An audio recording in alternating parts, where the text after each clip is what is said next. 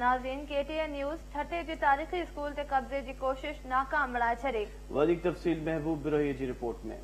जी नाज़रीन, ठटे में हूँ तो कब्ज़ा थींदा रहिया आहिनि मुख़्तलिफ़ वक़्तनि ते, पर हिन भेरे जेका इशू साम्हूं आयो ठटे जी तारीख़ी गुजराती स्कूल जंहिंखे ॿिनि कुबनि वारी जेका आहे अमारत तौरु डिक्लेयर कयल आहे, उन जी एराज़ी में वॾो कब्ज़ो कयो वियो हो। राति विच में अफ़गान पनाहगीरनि ऐं ॿियनि अची कब्ज़ो कयो हो ऐं उन सां गॾु कुझु लोकल माण्हू जेके जेको आहे मुख़्तलिफ़ ढाल बनाए इन क़िस्म जो कब्ज़ो कनि था, कब्ज़ो कयो वियो। पर उन जी जेका KTN न्यूज़ ते ख़बरूं नशर थियण खां पोइ हिन इंतिज़ामिया हरकत में आई। ख़ासि तौर ते सूबाई वज़ीर सरदार शाह मामले जो नोटिस वरितो, DC ठटो नोटिस वरितो, हितां जे स्टेक होल्डर्स। इन खां पोइ इहो थियो आहे त इंतिज़ामिया अॼु सॼो ॾींहुं मुसलसल कार्रवाइयूं कयूं आहिनि। DC ठटे पाण हिन जो विज़िट कयो। उन खां पोइ हिन सॼी एराज़ी जेका बि आहे पंहिंजा नाज़रीन ॾिसनि पिया हिते जेका कार्रवाई थी आहे अॼु हिन वक़्त ताईं कार्रवाई जारी आहे। शाम देर ताईं ही कार्रवाई जो सिलसिलो जारी रहियो।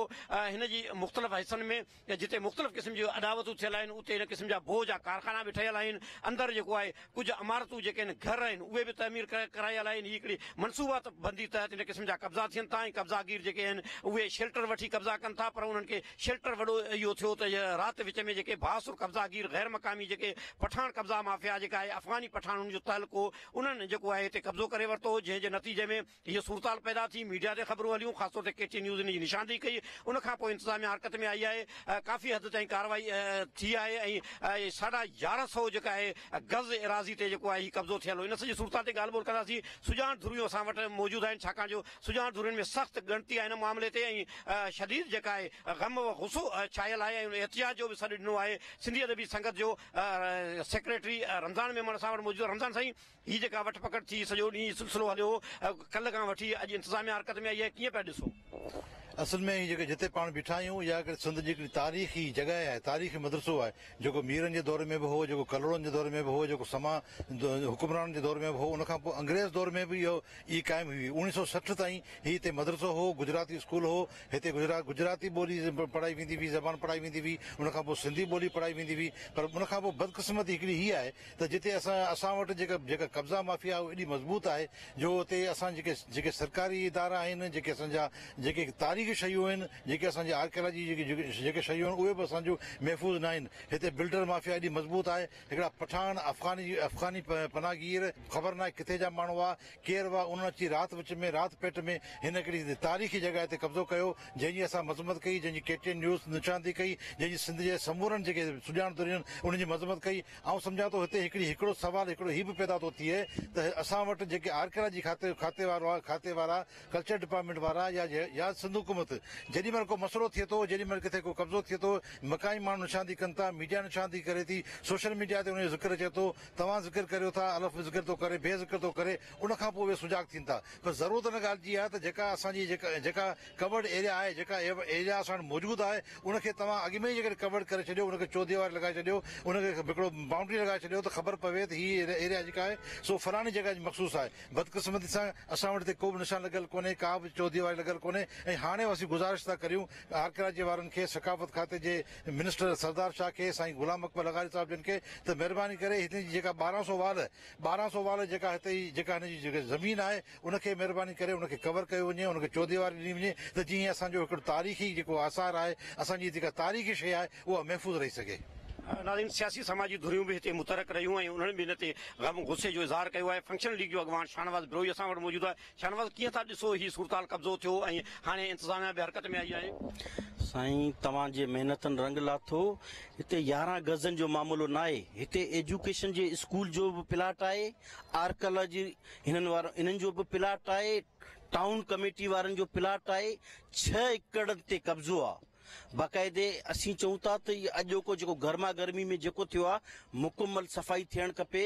असां मुखालफ़त पंहिंजे जॻह ते, सियासत पंहिंजे जॻह ते, असां CM सिंध खे गुज़ारिश था करियूं पंहिंजे टीम जिन सां तइलीम जो सूबाई वज़ीर एग्रीकल्चर टूरिज़म जो सभिनि खे घुराए उन्हनि खे साफ़ शफ़ाफ़ कराए, असांखे क्लियर कराए, हिते पार्क अवामी पार्क ठाहे माण्हुनि खे तहफ़ुज़ ऐं उन्हनि खे बाक़ाइदे टूरिज़म जो सिस्टम इन्हनि खे पार्क ठाहे माण्हुनि खे मुहैया कयो ॾिनो वञे।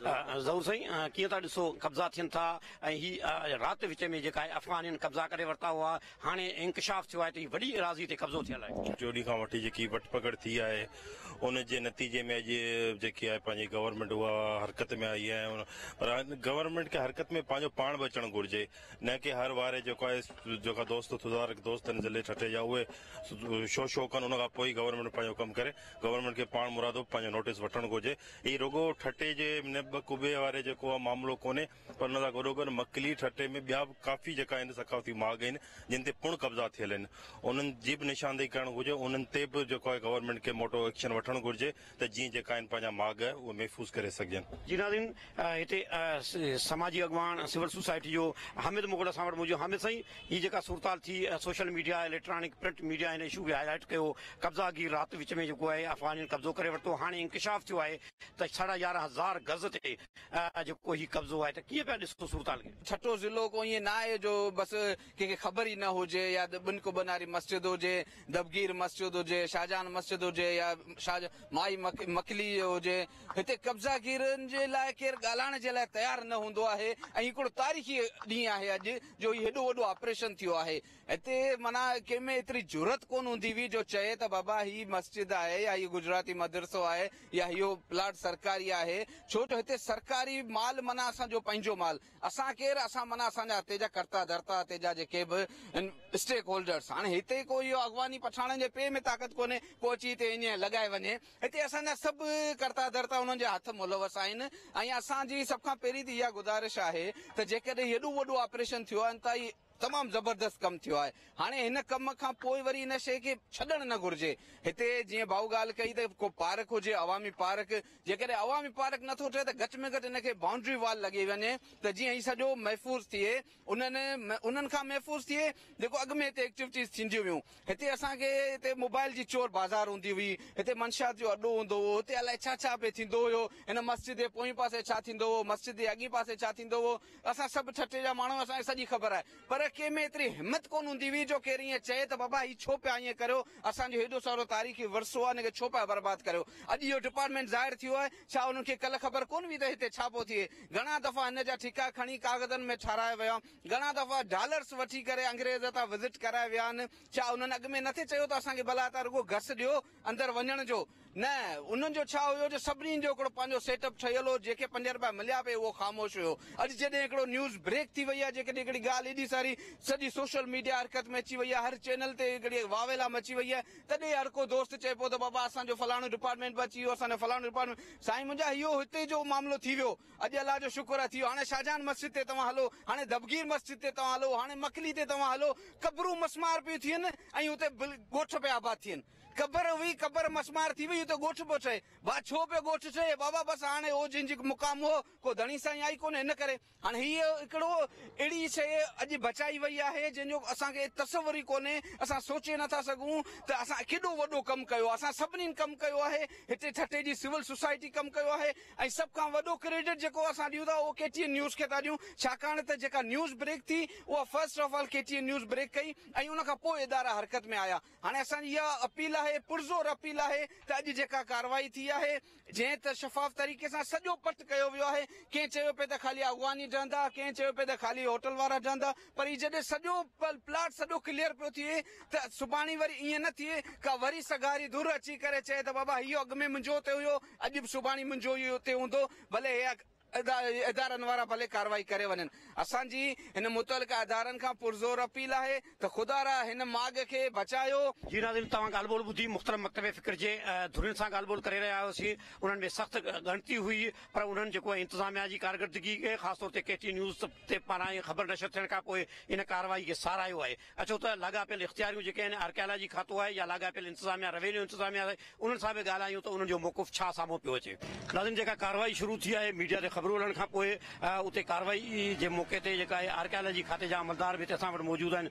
आर्कियालॉजी मकली जी जेको आहे इंचार्ज साईं असां वटि सरफराज़ जतोई मौजूदु साईं, हिन हवाले सां जेका हीअ तारीख़ी जेका 2 कुबनि वारी इमारत बि हिनखे डिक्लेयर कयल आहे, ख़ासि तौर ते इन सां गॾोगॾु हीअ मशहूरु आहे गुजराती स्कूल तौर ते, त हिनखे जेको आहे टेक ओवर बि कयो हो तव्हांजे डिपार्टमेंट ख़ासि तौर ते एंटीक्विटीज़, उन हवाले सां छा सूरत हाल आहे? हिन वक़्तु इंतिज़ामिया तव्हांखे नक्शो प्रोवाइड कयो आहे, सॼे एरिया ते ओचितो कब्ज़ो कयो पियो वियो? सर ही असल में नोटिफाइड आर्कियोलॉजिकल साइट है। जी ठट्टे में ॿियूं बि असां वटि साइडूं आहिनि काफ़ी, उन सां गॾु ही बि नोटिफाइड साइट आहे। 2016 में जॾहिं मां हिते आयुमि त हिन जी पाण सर्वे बि कई हुईसीं ऐं हिन ते हिकिड़ी स्कीम बि लॻाईसीं कि बिल्कुलु ख़तमु हुयो, जंग थी वियो सॼो, तव्हांखे ख़बर आहे सॼे ठटे शहर जो पाण गंद किचिरो हिते हूंदो हो। छोकी 17 अरिड़हं में हिन जी पाण कंज़र्वेशन जो कमु बि करायोसीं। उनखां पोइ पाण हिकिड़ो लेटर बि लिखियोसीं मथे पंहिंजो हायर अथॉरिटीज़ खे, उन सर्वे बि कराई। सर्वे खां पोइ इहो साबित थियो त जेका आहे टोटल इंक्रोचमेंट आहे ऐं इहा लिख पढ़ असांजी हले पई डिस्ट्रिक्ट इंतज़ामिया जे लेवल ताईं, ऐं मथे हायर अथॉरिटीज़ खे बि असां इन्फॉर्म कयोसीं। उनखां पोइ इहो उनखां तव्हांखे ख़बर आहे त अॻ में असां पहिरियों जेको आहे मकली ते इंक्रोचमेंट हाइट ठाहीसीं जेका वर्ल्ड हेरिटेज साइट आहे। उनखां पोइ अब्दुल्ला शाह वारे पासे में हटाईसीं। इहो सिलसिलो इंशाल्लाह अॻिते हलंदो। कुझु अॻिते पंहिंजो ॿियूं साइडियूं आहिनि जिते कुझु इंक्रोचमेंट थियल आहे, इंशाल्लाह उहो पाण ख़तमु करायूं। कब्ज़ा माफ़िया ताक़तवर हुजे थी, कार्रवाइयूं थियनि थियूं, उनखां पोइ वरी कब्ज़ो कयो वञे थो, त हिन हवाले सां तव्हांजी स्ट्रेटेजी छा हूंदी? गवर्नमेंट खे सिफारिश कंदो तव्हांजी डिपार्टमेंट खे त जीअं हिन खे कंपाउंड वाल ॾेई प्रिज़र्व कयो वञे? हाँ बिल्कुलु सर, इहो जीअं पाण चौक मकली जी दीवार लॻाईसीं, छो त उते बि इंक्रोचमेंट जो इशू हुयो ऐं उते पाण तक़रीबन कोई 4-5 किलोमीटर जी दीवार हिन साल ई कंप्लीट कराई आहे। त इंशाल्लाह हीअ आहे न शाहजहां ते बि कमु इंशाल्लाह जल्दी स्टार्ट थियण वारो आहे। त बिल्कुलु हिनखे आहे, पंहिंजो कलान कोट आहे, पंहिंजो सूंडा कब्रिस्तान आहे, अमीर खान इहा साम्हूं मस्जिद आहे, उन ते बि पाण कमु करायोसीं। त इन ते बि छोटा मोटा इशूज़ आहिनि इंक्रोचमेंट जा। इंशाल्लाह पंहिंजो जेको आहे सुप्रीम कोर्ट जा बि आर्डर्स आहिनि त जेके बि कब्रिस्तान आहिनि या जेके बि आर्कियोलॉजिकल साइट्स आहिनि उनखे पाण जेको आहे सो ख़ाली कराए वञे। उन सिलसिले में इंशाल्लाह कुझु ही बि थियनि पिया, अॻ में बि थिया आहिनि, अॻिते भली इंशाल्लाह पंहिंजे जेके आर्कियोलॉजिकल साइट्स आहिनि, जेको हेरिटेज आहे सिंध जो रिच हेरिटेज आहे, उनखे इंशाल्लाह महफ़ूज़ बणाईंदासीं। नालो छा ॿुधायो? नाज़रीन, इंचार्ज मकली क्यूरेटर गयूर अब्बास शाह सां मौजूदु आहे। साईं, कीअं पिया ॾिसो ही जेका ओचितो लैंड ग्रेबर अचनि था ऐं तव्हां हाणे तारीख़ी माॻ में महफ़ूज़ न रहिया आहिनि? साईं, एनक्रोचमेंट जो या लैंड ग्रैबिंग जो जेको इशू आहे इहो अॼु राति या को 2 महीननि जो कोन्हे। 1947 खां पोइ जेतिरियूं बि archaeological site after Indian British India time period खां जेके मिलियूं हुयूं उनखां उन ई टाइम खां वठी इंक्रोचमेंट थींदी रही आहे। पर इहे जेको डिपार्टमेंट हो इहो सिंध गवर्नमेंट जो न हो, 18 अमेंडमेंट खां पोइ असां वटि आयो त असां हिनजी आइडेंटिफाई कयूं आहिनि कई जायुनि ते इंक्रोचमेंट हिकिड़ो जेन्युइन इशू आहे। इहो इनखे रिमूव करण लाइ अकेलो डिपार्टमेंट ऑफ आर्कियोलॉजी कुझु नथो करे सघे। पूरी सिंध जा जेके बि एडमिनिस्ट्रेशन डिपार्टमेंट आहिनि गॾु मिली कमु कंदा त इहो इन ते असांखे कामयाबी मिलंदी, इहे माॻ असांजा बहाल थींदा। असां हिन ते कंज़र्वेशन जा तव्हां कम ॾिसी रहिया आहियो। 2018 में असां हिनखे करायो हो। इन खां पहिरीं अलाए केतिरे अरसे ताईं हिन ते को कमु कोन थियो। हिन जे सराउंडिंग में जंगल हो सॼो, हिन जे किचिरो हो, हिनखे रिमूव करायो, इंक्रोचमेंट जा इशूज़ आहिनि, हिनखे ठारायो, रिपेयर करायो, बोर्ड बि इंस्टॉल कराया जेके साम्हूं लॻल आहिनि।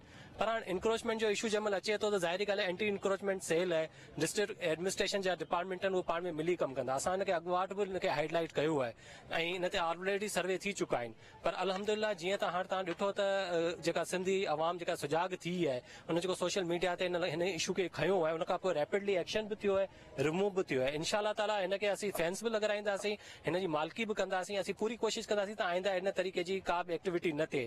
इनखे रखण लाइ यकीनन असांखे हिते माण्हू बि डिप्लॉय करणा पवंदा, जिन लाइ असीं बिल्कुलु असीं हुन ते राज़ी आहियूं। असीं कंदासीं, जेको बि चौकीदार अटेंडेंट या को सूटेबल इंचार्ज हूंदो असीं उहो बि रखंदासीं। इंशाल्लाह ताला उम्मीद आहे त अॻिते अहिड़ी क़िस्म जूं एक्टिविटीज़ न थींदियूं। पर ही जेके बि इंक्रोचमेंट थिए थियूं इहे सभु पंहिंजा ई माण्हू आहिनि, इहे पंहिंजा ई क़ौम जा माण्हू आहिनि, कई सिंधी आहिनि, कई ॿियनि क़ौमनि जा आहिनि, पर सभु मिली था कनि। त अवाम बि थोरो शऊर धारे, उन्हनि जी हिसो आहे, पंहिंजी धरती जो हिसो आहे, कुझु पंहिंजो कंट्रीब्यूशन कनि, इंक्रोचमेंट खां पासो कनि, जेको उन्हनि जो हक़ आहे उन ते रहनि, बहितर थींदो। जी सर।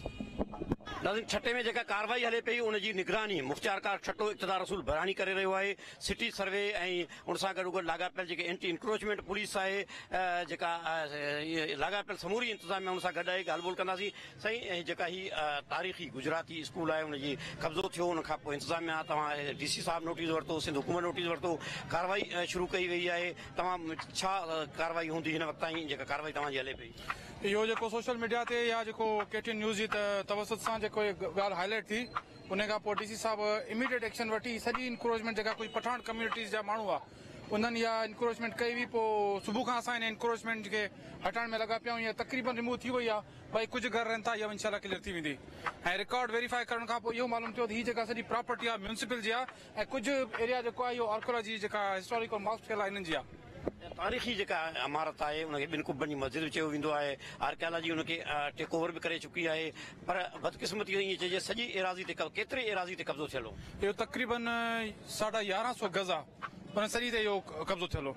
छा तव्हांजो स्ट्रेटेजी आहे सभई ख़ाली कराया वेंदा तक़रीबन सभु ख़ाली करवाईंदा भाई कुछ घरनि जिते ग़रीब माण्हू कुछ रहनि पिया इन्हनि 2 ॾींहंनि जी मोहलत वरिती आहे उन खां पोइ इन्हनि खे बि इंशाल्लाह रिमूव कराइबो अदावतूं कहिड़े क़िस्म जूं हुयूं हिकिड़ा त उहे झुगियूं ठाहे काठ विकिरो कंदा हुआ इन ते पठाणनि हिकिड़े पासे कब्ज़ो कयो ॿियूं अमारतूं कहिड़े क़िस्म जूं हुयूं तक़रीबन इन्हनि इहे तक़रीबन झुगियूं हुयूं पर अॻियां जी प्री प्लानिंग छा हुई उहो ख़ुदा खे ख़बर आहे बाक़ी इहो मतिलबु कमर्शियल यूज़ आहे इन्हनि तक़रीबन कयूं कार्रवाइयूं थींदियूं आहिनि पोइ वरी जेके कब्ज़ा माफ़िया लैंड ग्रेबर्स जेके आहिनि उन्हनि खे ताक़तवर हूंदियूं आहिनि वरी कब्ज़ा करण जी कोशिशि कंदा हींअर तव्हांजी स्ट्रेटेजी छा हूंदी हिनखे रोकण लाइ सर स्ट्रेटेजी इहा हूंदी जो हाणे सॼो प्लॉट जेको असां म्यूनिसिपल जे हैंड ओवर कंदासीं ऐं उन्हनि खे इहो डायरेक्शन ॾींदासीं त तव्हां हिनखे सॼी बाउंड्री वाल ॾियारे पोइ पार्किंग करे छॾी या को पार्क ठाहे छॾी या लाइब्रेरी या जेको मतिलबु हिननि खे सुटेबल लॻे उहो करे छॾनि जीअं त वधीक इंक्रोचमेंट न थी सघे जी नाज़रीन तव्हां ॻाल्हि ॿोल ॿुधी इंतिज़ामिया हिते जेको आहे केटी न्यूज़ ते ख़बर नशर थियण खां पोइ ऐं मुख़्तलिफ़ मीडिया चैनल ते ख़बरूं हलण खां पोइ इंतिज़ामिया हरकत में आई आहे ऐं बाज़ाब्ता तौर ते डीसी ठटो जे हिदायतनि ते मुख़्तियारकार ठटो ऐं संदसि टीम सॼी जेका आहे एंटी इंक्रोचमेंट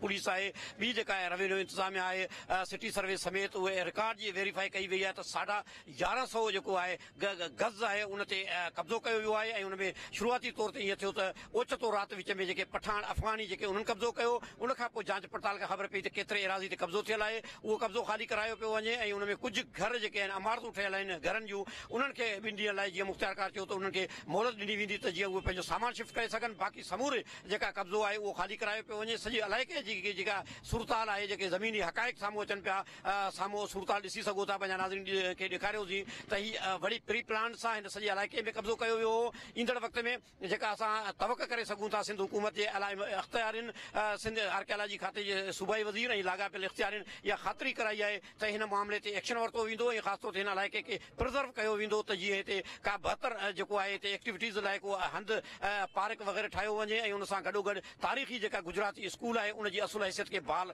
रखियो वञे कैमरामैन अली मोहम्मद जोखियो सां गॾु महबूब बिरोही KTN न्यूज़ ठटो ऐं नाज़रीन इन सां गॾु बुलेटिन पंहिंजी पुॼाणी ते पहुतो हिते वठूं था शॉर्ट ब्रेक ऐं ब्रेक खां पोइ वरी हाज़िर थियूं था हेडलाइन सां गॾु ॾिसंदा रहो KTN न्यूज़ ज्यादा पैदावार